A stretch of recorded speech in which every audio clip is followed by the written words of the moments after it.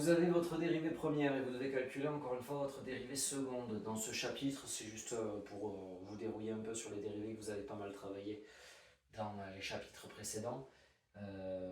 Et pour vous montrer que on part d'une dérivée première pour arriver à une dérivée seconde. La dérivée première sert à trouver le signe de cette dérivée pour avoir les variations de la fonction. Donc la fonction, c'est avant la dérivée. On a la fonction, dérivée une première fois, on a le signe, donc on a les variations de la fonction. Et ensuite, ce qui se passe, c'est qu'on va vous demander la convexité.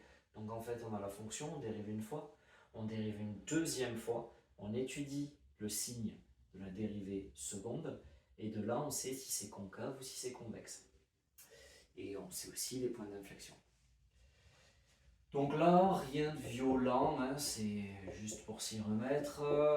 On a 2 ln de x dont la dérivée de ln de x c'est 1 sur x, donc ça fait 2 fois 1 sur x, plus, donc là la dérivée de 2 c'est 0, c'est une constante, hein, plus 0. Et en fait c'est ça, c'est ce 1 sur x, en fait moi j'aime bien faire ça. 1 sur x au carré, dire que c'est x moins 2 en fait.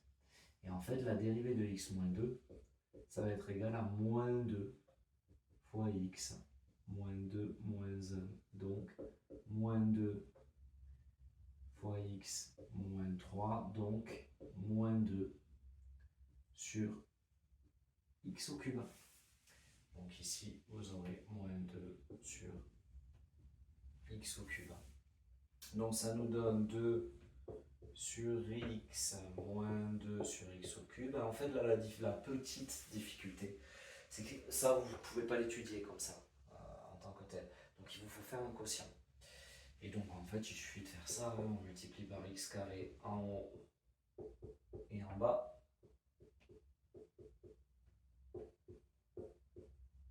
De sorte de mettre ce quotient sur le même dénominateur que celui-là. Et ce qui nous donne 2x carré moins 2 sur x au cube. Et ça s'étudie assez facilement. Donc voilà. Donc il vous faut faire ça. 2x carré moins 2 égale 0, 2x carré. Donc ça c'est bonus, c'est ce que je suis en train de faire. Là vous allez terminer la question. Égale 2, x carré égale 2 sur 2,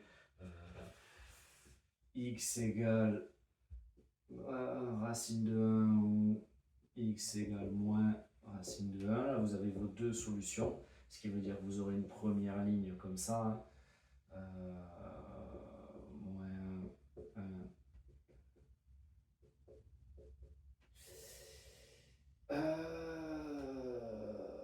Et donc 2x carré moins 2.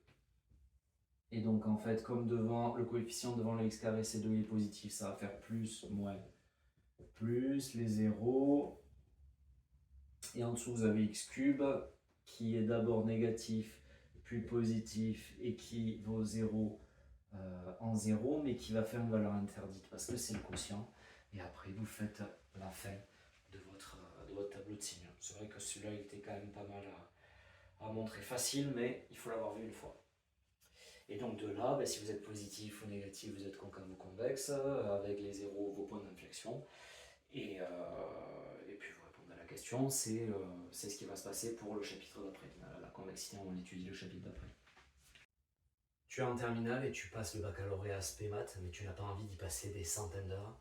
Ton problème, ce n'est pas le niveau, c'est que tu révises trop de choses inutiles. Avec mon expérience de prof de maths, j'ai fait le tri pour toi. 8 à 15 questions type par chapitre sélectionnées parmi des sujets qui sont réellement tombés au baccalauréat. Chaque question est suivie d'une vidéo explicative de correction, claire, complète. Toutes ces questions couvrent un maximum de notions. Tu les retrouves sous différentes formes et plusieurs fois pour comprendre, mémoriser et maîtriser. Résultat, tu couvres l'essentiel du bac. Tes révisions sont beaucoup plus courtes et tu arrives serein à l'examen. Tout est dans l'application, le lien est dans la description.